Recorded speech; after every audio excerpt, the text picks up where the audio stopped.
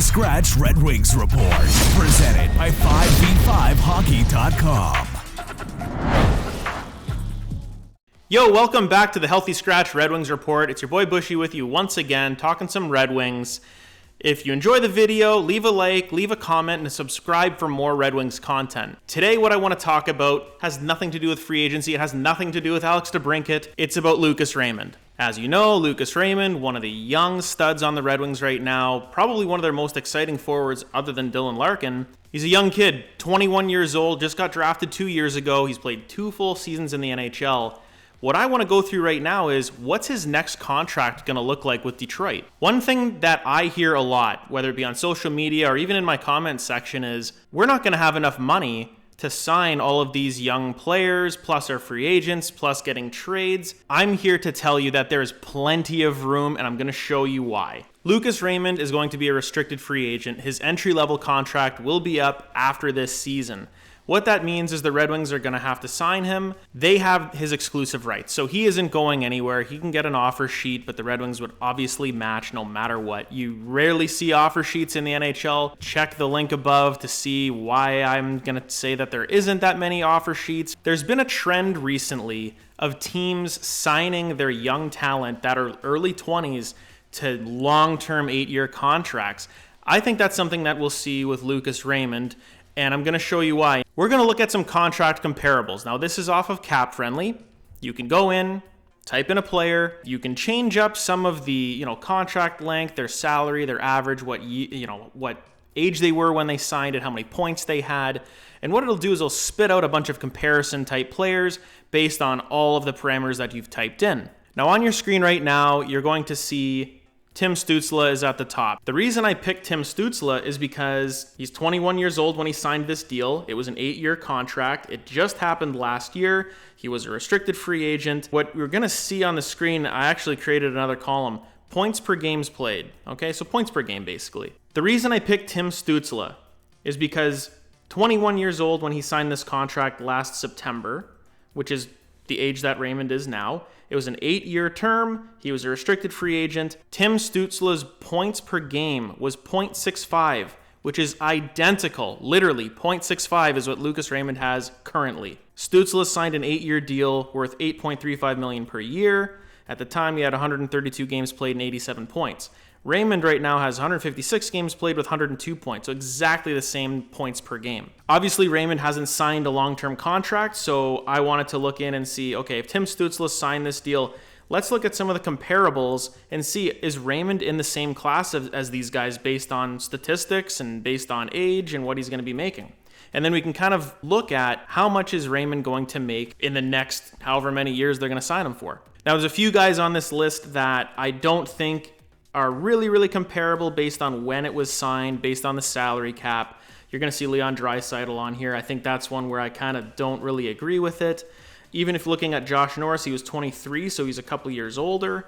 And their points per game was .72, so a little bit higher than Lucas Raymond, but still in that 8-year contract window, being about 21, 22, 23 years old, and having a little bit higher points per game.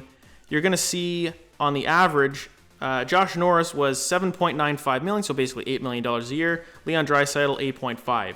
Now, both of them signed for 8 years as restricted free agents. Now, Jack Hughes at the top here, it says it's a 95% match. Now, that's something I don't really agree with that much. Signing age, he was 21, 8-year contract. Now, his points per game at the time was .46. If you remember, Jack Hughes struggled in his rookie season, first overall pick, but now, the guy's a stud. But at the time, when he signed this contract, he had 55 points in 119 games, so not that much. That's .46 points per game, well below what Raymond is doing right now, but his cap hit was $8 million over the 8 years. Let's look down the one that just happened a couple years ago, Nick Suzuki with the Montreal Canadiens, 22 years old, 8-year contract. His points per game at the time was .64, literally identical to Lucas Raymond.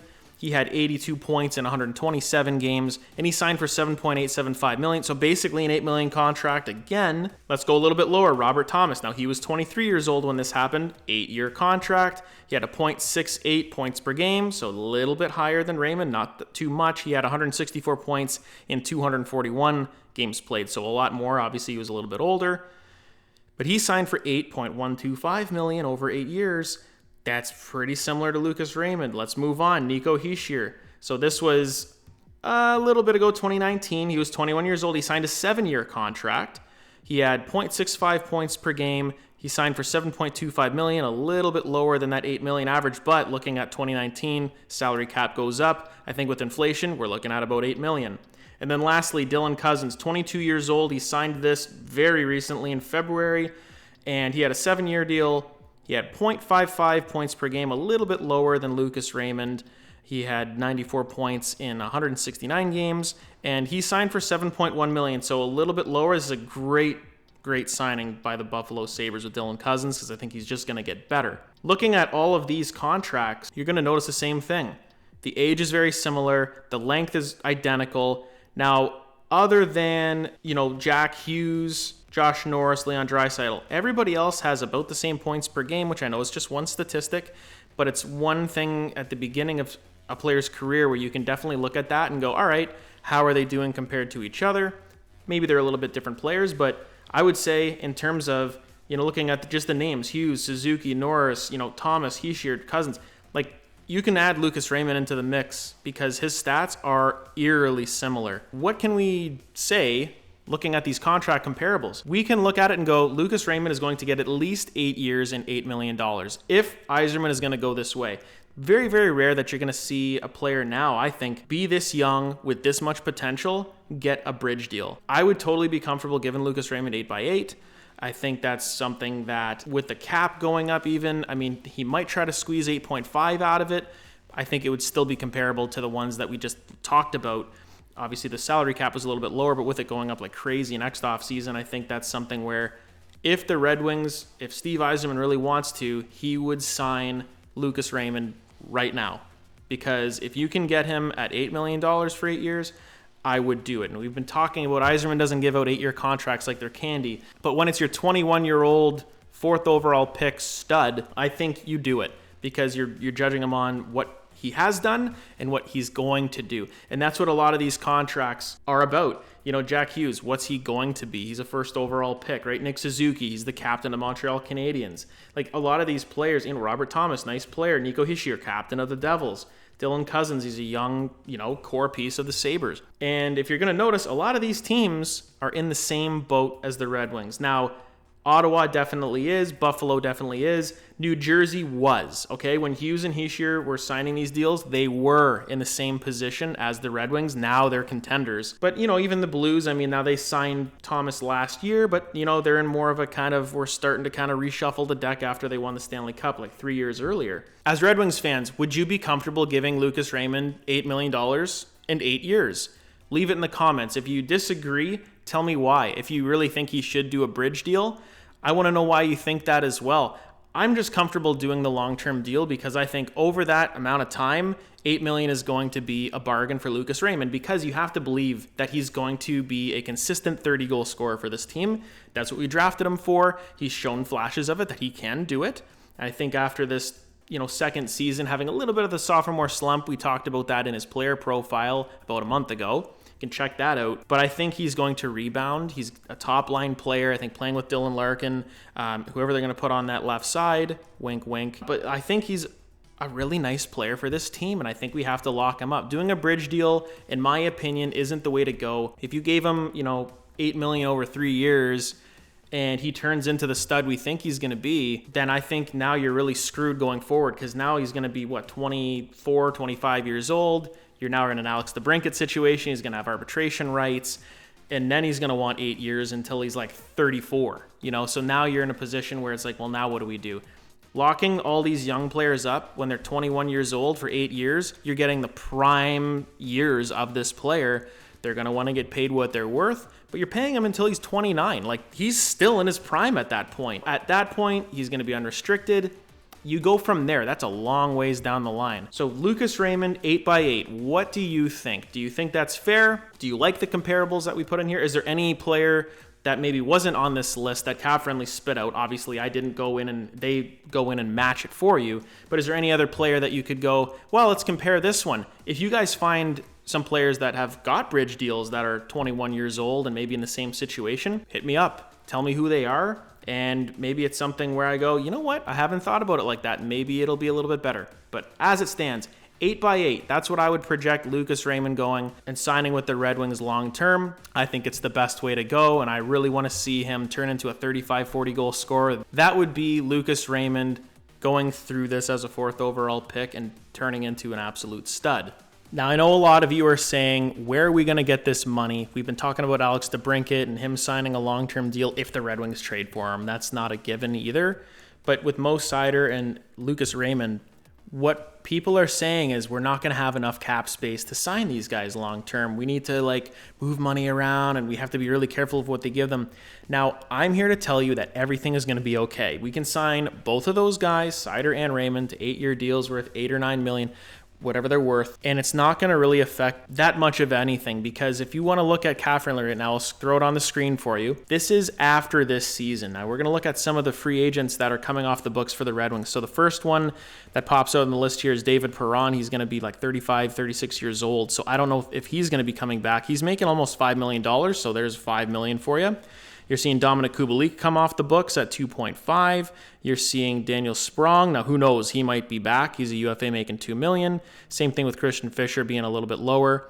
The only RFAs that they have to sign, like I said, is Lucas Raymond, Jonathan Berggren as well. That's something we can maybe project Berggren's contract if he's not in this Alex DeBrincat saga. Looking at the defenseman, Shane Gostisbehere only signed for 1 year, so that's 4.125 off the books if they don't want to bring him back. Obviously, we're talking about Moritz Seider, getting maybe an 8x8 or 8x9 deal. Gustav Lindstrom isn't going to really put a dent in it at all. And then 1.5 for James Reimer.